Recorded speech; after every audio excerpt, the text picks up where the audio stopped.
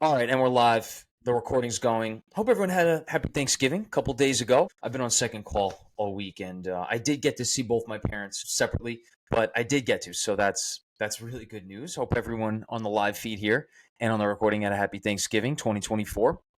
So I'm recording right now. This is TikTok Live number 41, recording for the podcast and YouTube channel later. The top 3 listeners on the live feed, I'll be giving you guys a shout out in the caption of the podcast. Lauren said first, "Hey Brennan, what's up?" That was the first question comment that came into the live feed. Hey Lauren, what's going on? How was your Thanksgiving, Lauren? Preston Ray followed the live creator. Thanks, Preston Ray. Awesome. Good stuff. Blank said, "What watch do you have on today?" Wait, where did I? Yeah, here we go. So yeah, cool. Good noticing. This is a Filippo Loretti. It's a perpetual calendar. Can you see that right there? Is that in the light? Yeah, there you go. Filippo Loretti, very affordable watch. It's Italian. Let me put it in the light here for the other feed. It's got a moon phase on it, which I love. Obviously, you don't see a moon on it right now because we're in a new moon phase. I think today's the first day of a new moon. But in addition to the time, it's got other functions. It's got the moon phase, like I said. It's got what day of the week, so Sunday. It's got the day of the month, so it's the 1st of December now, and then the month as well, December. So I don't know. I love watches. Thanks for asking. That's Gary Vaynerchuk. Hi y'all. This is my baby's daddy. Another one on the way. That's definitely not Gary Vaynerchuk, but that's funny. That's really funny. Cbenji said, "How many shadowing hours did you have when you applied to dental school?" I have about 100-ish right now. So when I applied to dental school, I had 150 hours, 130, 150 hours. But in my gap year, I also worked as a surgical assistant for an oral surgeon. So as far as hours goes, that became thousands. You know what I mean? So Lebo222 said, "What's the resident view on DSO in OMFS?" So I'm pretty biased. I do not want to work for a DSO. I don't want to get any involvement with DSOs. I miss the mom and pop shop feel of dentistry. You know, you go in, everyone knows you by the first name. I don't know. Also, me personally, I love it when people call me by my first name. It's great. You know, we're having a chat, doing a consult, and whatever it may be, taking out a tooth maybe. But you know, I don't really need to come from like a superiority standpoint. I really just want to help people, and I want to have a mom and pop shop. I want to be in an office that hopefully one day I'm a partner in owning that and other offices, and I really want to create a nice atmosphere that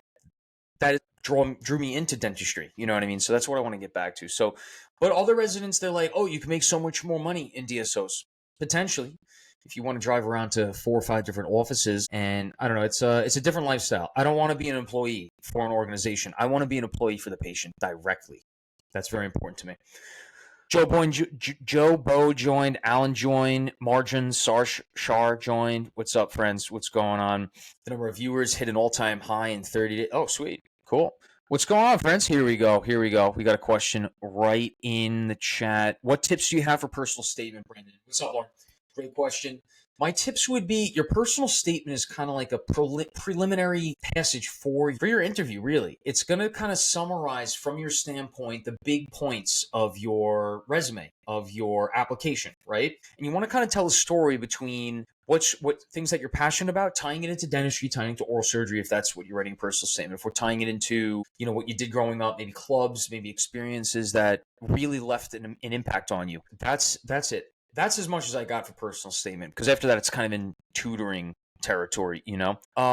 Concert photographer says, "What keeps you going?" Dude, residency is hard. Residency is hard. What keeps me going is I like doing social media content and stuff. I'm an only child, you know, like I don't have any brothers and sisters. So in a way, I think podcasting, hopping on calls like this is it's a way for me to kind of I mean I even say every morning when I'm making a podcast, I'm like, "What's up, podcast family?" You know, I'm trying to build a community here, but I consider that like a family community. So, you know, it's what gets me through, because residency is tough and hard. And in some cases, your co-residents are there for you and everything. In other cases, there's some residents that are all there for themselves. You know, it's just them. And they could do that. They could do that. But I'm more of like a team-oriented person and a family-oriented person. So this is, I don't know, social media content, podcasting, and the TikTok lives. This is our little thing, right? This is our discussion. It's being recorded. It's going to go on the podcast YouTube channel later, and we can keep building this project for the future together, right? This is our thing where we can talk on the chat.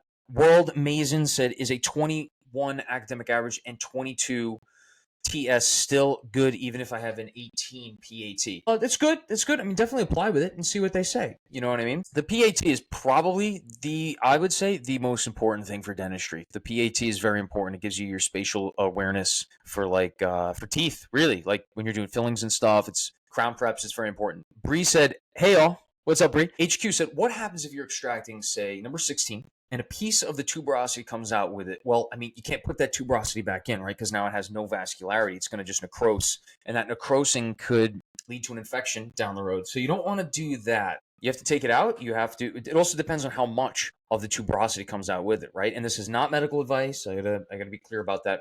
So there's different things you could go. You got to make sure that if the opening is really large, you want to make sure that there's no sinus communication. You know, you don't want an oral anal communication there. And maybe there is. Well, you got to stick some like gel foam in there or something, and you got to suture it up nice and tight and monitor that patient to make sure that the OAC closes up over time and heals. Okay. Preston Ray, starting CBSC prep soon. Any tips? Yes. Preston, listen to the podcast I did with Axe. You can find it on a YouTuber podcast. It's called CBSC Dissection. And we go through everything that I did to study, everything I told Axe to do to studying, and everything that's better now that he found out that we talked about through the way. And that will allow you to get the best score you can get on that CBSC. Okay. And I've heard from dozens of people that it's helped. All right. So check that podcast out. Listen to it once, twice, whatever you need. All right. Underscore, what's on your Christmas list? Well, one of them I'm not going to go into, but another one is I'm watching Peaky Blinders right now, like half an episode some nights of the week and after work, because this is like the busy rotation. So I take a little extra time to unwind on nights, but I really like the Peaky Blinders trench coats on there. I think they look so good with like the red lining on the inside. So that's one of the things I'm asking for Christmas. Yeah.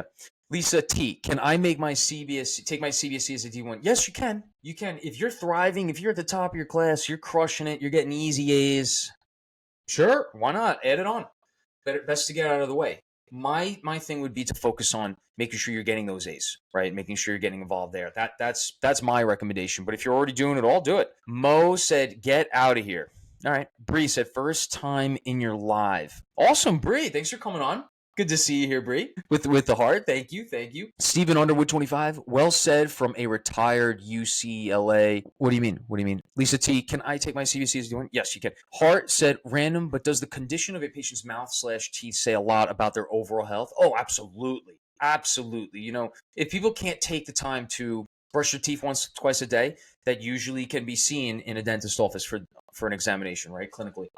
It also can sometimes be associated with patients' compliance, like, are you taking your medications? Say their blood pressure or other things. Oh yeah, all the time. And as we know, gum disease, certain oral conditions have been linked to other systemic conditions. Yeah, so absolutely. Kyle 80123, yo, we have a couple OMFS students in our school. They are like geniuses. Well, remember, they already went through dental school, and these are some of the hardest working students in the class, some of the smartest in the class. They already took step one, right? They took the CBSC already. So they're OMFS residents, but they're in your medical school class. I'm assuming you're in medical school, Kyle. Is that correct?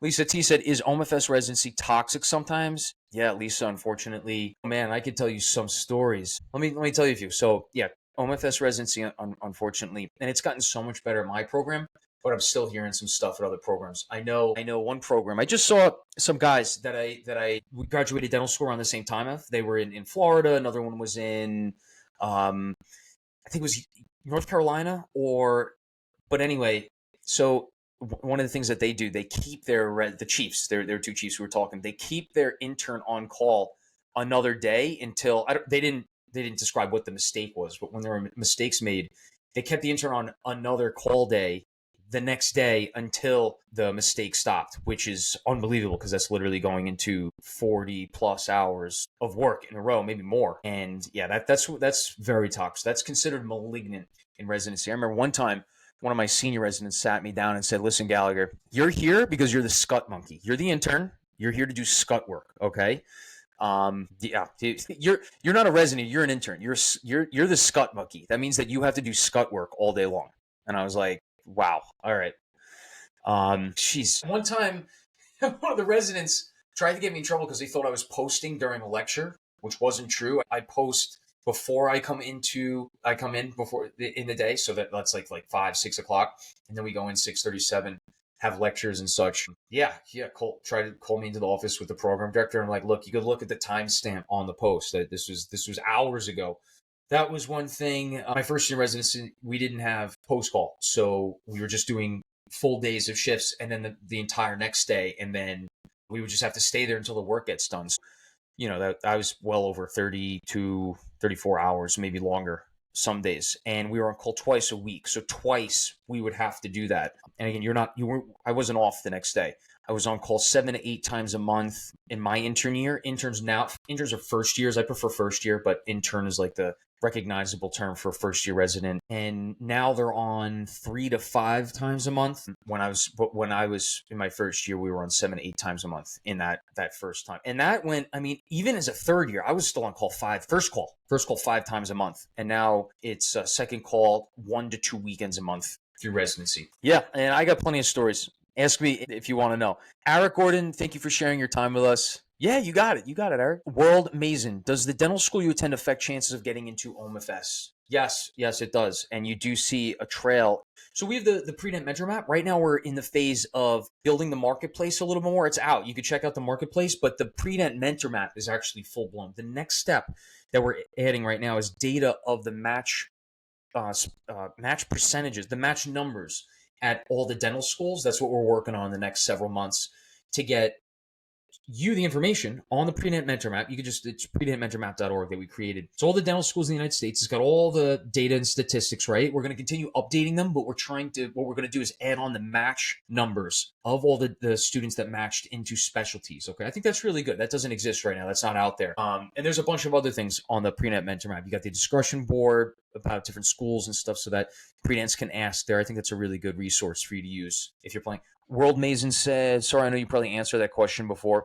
It's all good. Shady22266 said, done any Lafort surgeries? Yeah, I've done a bunch of Lafort surgeries. Yep. That Lafort surgeries, by the way, guys, is when you cut the maxilla. Lafort is when you cut across the maxilla right here from the nose, piriform rim, all the way back posteriorly towards the back. Zygomas posteriorly towards the sphenoids and everything, and you cut and then you separate it from the midface. Okay, it's the top jaw literally is moving around like a denture. That's what the Lafort surgery is. Underscore said, is it snowing where you're at in New York? No, it's cold. It's 32 degrees out. I just got back from walking my mom towards Penn Station. No, I'm not seeing any snow outside right now. Bree said, you live in New York? Yep. Yes, Bree, I live in New York. Lisa T said, does attending a dental school that has an OMFS program give an advantage when applying? It could definitely, because if they really like you, they're going to want you to stay in their program, right? And then also you're going to have more experience with going to the OR, assisting the oral surgery residents, getting exposure to what the specialty has to offer and stuff like that, right? Underscore says, pre-dent map costs money to sign in or look at?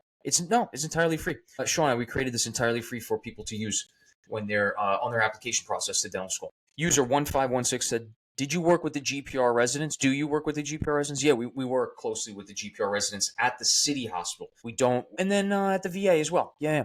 Alana Megison, what is OMFS? OMFS is oral and maxillofacial surgery. Logan Bro said, what kind of work did they have you doing as a first year? Extractions, alveoloplasties, lot of tasks, right? So, but what kind of work? Yeah, a lot of tasks. Calling, scheduling the OR cases, calling insurance companies to get it cleared, calling the patients the night before to make sure that they come in, placing Foleys for the orthognathic patients. What's another one? Scheduling COVID tests. We had to schedule COVID tests 3 days out. So I was calling the patients to get their COVID test 3 days out, as well as calling them the night before the surgery. It was a lot more work than our first year residents have right now, especially because we have a PA. We didn't have a PA at the time. I was doing that work as well. We also didn't have an OR coordinator. So I was calling directly with the person in the OR that schedules them. What a mess. Lisa T, have to head out for the night. Thank you for answering my questions. Hopeful future OMFS resident. Get it, Lisa? Yeah, I'm going to head out soon too as well. Alyssa said, do you do bone grafts for cleft lip and palate? We do bone grafts.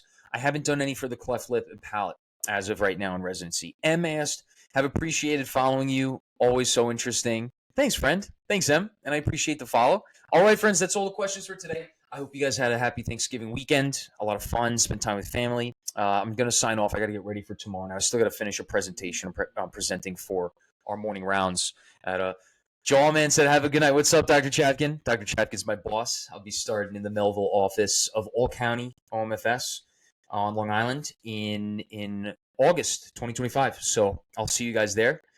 What's up, Dr. Jack? What do you want? What do you want right now for? Weren't you out at Fly Fish Club earlier today? Was that yesterday? Fly Fish Club is a new restaurant, like exclusive restaurant membership in Manhattan that I have the NFT for, and he has the yesterday.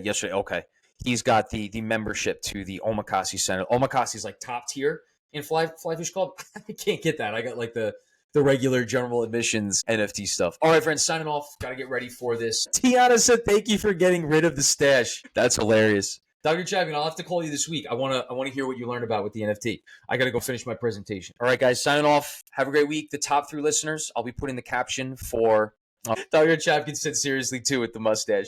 I know. December 1st. I shaved it off this morning, actually. That's really funny. But top 3 listeners, I'll be posting and giving you a shout out in the caption on YouTube and podcast for the post. All right, friends. Thanks for coming on. Signing off. This is TikTok Live number